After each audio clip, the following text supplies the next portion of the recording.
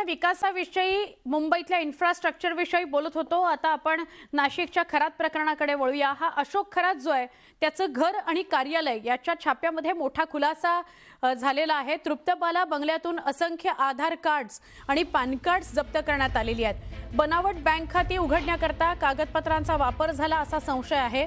प्राथमिक तपासामध्ये 131 बनावट खाती उघडल्याचं समोर आलंय। अहिल्यानगर, नाशिक, पुणे इथं आणखी खात्यांचा संशय व्यक्त केला जातोय। अनेक खात्यांना खरातचाच मोबाईल नंबर लिंक आहे। पतसंस्थांमध्ये खात्यांमध्ये स्वतःला नॉमिनी लावून आर्थिक जाळं त्यानं विणलं होतं। भक्तांकडून तो आधार कार्ड आणि पॅन कार्डच्या झेरॉक्स घ्यायचा आणि मग त्यातून स्वतःचं खातं उघडायचा, त्याला नंबर स्वतःचा लिंक करायचा आणि मग त्यात आर्थिक व्यवहार करायचा, आर्थिक गैरप्रकार करायचा। टार्गेट करून फसवणूक केली जात होती असा अंदाज आहे। लैंगिक शोषण प्रकरणातील पीडितेच्या जबाबातून काही धक्कादायक गोष्टी सुद्धा समोर आल्यात। सरकारवाडा पोलीस ठाण्यात दाखल गुन्ह्यानंतर प्रकरणाला नवं वळण, वेगळं वळण मिळालं आहे।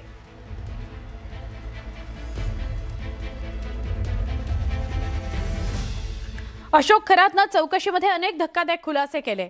चमत्कार आणि वशीकरण नव्हे तर हा चलाखीनं महिलांना धमकावत होता, त्यांचं शोषण करत होता अशी कबुली खरातनं चौकशी दरम्यान दिली आहे। सूत्रांकडून असं कळतंय ज्या गोष्टींना लोक चमत्कार किंवा वशीकरण समजतात ती हातचलाखी आहे असं खरातनं चौकशीत मान्य केलं। सूत्रांकडून असं कळतंय की त्यानं हे मान्य केलंय।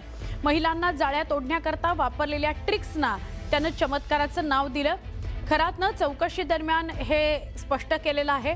आता या बनवाबनवीमध्ये खरातला कोणी मदत करत होतं का हेही बघावं लागेल, तपासाचा भाग आहे।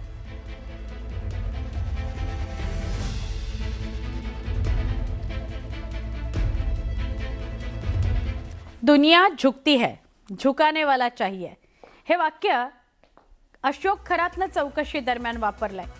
नाव चमत्काराचं पण तो हातचलाखी करत होता असं त्यानं कबूल केलंय SITच्या तपासात। खरातकडून चौकशीमध्ये रोज धक्कादायक खुलासे होत आहेत आणि वेगवेगळ्या गोष्टी समोर येत आहेत। चमत्कार आणि वशीकरण तो करत नव्हता तर हातचलाखीला त्यानं चमत्कार किंवा वशीकरणाचं नाव दिलं होतं आणि अनेक महिलांना फसवलं होतं। हातचलाखीनं तो फसवायचा आणि मग महिलांचं शोषण करायचा। चमत्कार समजतात ती तर हातचलाखी असं त्याने मान्य केलेलं आहे। महिलांना जाळ्यात ओढण्याकरता त्यानं ती शक्कल वापरली असं सुद्धा सांगितलेलं आहे। अशोक खरातच्या मुलीची SIT चौकशी होणार आहे। अत्यंत महत्त्वाची माहिती वरिष्ठ सूत्रांनी दिलेली आहे। खरातची मुलगी तृप्तबाला हिच्या नावावर अशोक खरातनं कोट्यवधी रुपयांच्या जमिनी आणि स्थावर मालमत्ता खरेदी केली आहे असं तपासात समोर आलंय। त्यामुळे आता तृप्तबाला हिची सुद्धा चौकशी होणार आहे। जेव्हा पत्नी आणि मुलावर गुन्हा दाखल झाला त्यानंतर पत्नी तर लगेचच फरार झालेली आहे खरातची, पण मुलगा ज्याला ताब्यात घेतलं गेलेलं होतं त्याची चौकशी झाली आणि त्यानंतर तो फरार झालेला आहे। तर आता ही त्याची मुलगी तृप्तबाला, या तृप्तबालाला सुद्धा SITनं चौकशी करता बोलवलंय असं कळतंय। आर्थिक गैरव्यवहारांच्या चौकशी करता आज त्याच्या मुलीची चौकशी होईल अशी माहिती मिळते।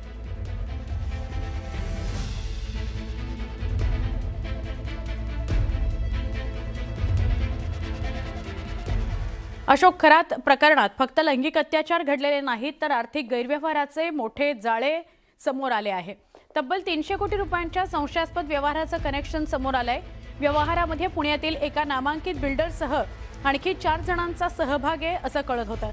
म्हणजे आधी कुणीतरी अधिकाऱ्यानं त्याला मदत केली आणि त्या बदल्यात यानं त्या अधिकाऱ्याची बदली करून दिली अशी माहिती मिळत होती आणि आता आपल्याला कळतंय ते म्हणजे कोणीतरी बिल्डर सुद्धा या सगळ्या आर्थिक गैरव्यवहारामध्ये त्याच्या सोबत होता असं कळतंय।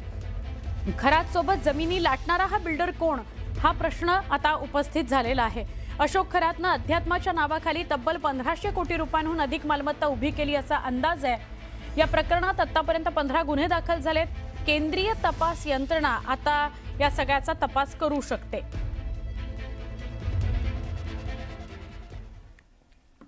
बिल्डरच्या मदतीनं कोट्यवधींचे व्यवहार केले या अशोक खरातनं। एका बिल्डरचा 300 कोटींचा व्यवहार आहे। नाशिक, पुण्यातील 5 जण हवाला रॅकेटमध्ये सहभागी आहेत।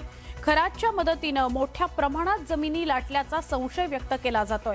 Mobile chats, voice note, audio clips यामधून ही माहिती समोर येते। याला कोणीतरी बिल्डर सुद्धा मदत करत होता, या संदर्भातली ती माहिती आहे ऑडिओमध्ये किंवा व्हॉइस चॅट्समध्ये.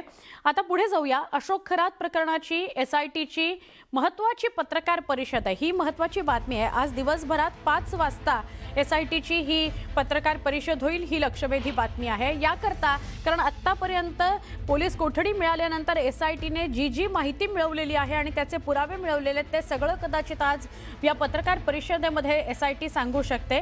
SIT अशोक खरात प्रकरणात काय खुलासा करते हे बघावं लागेल.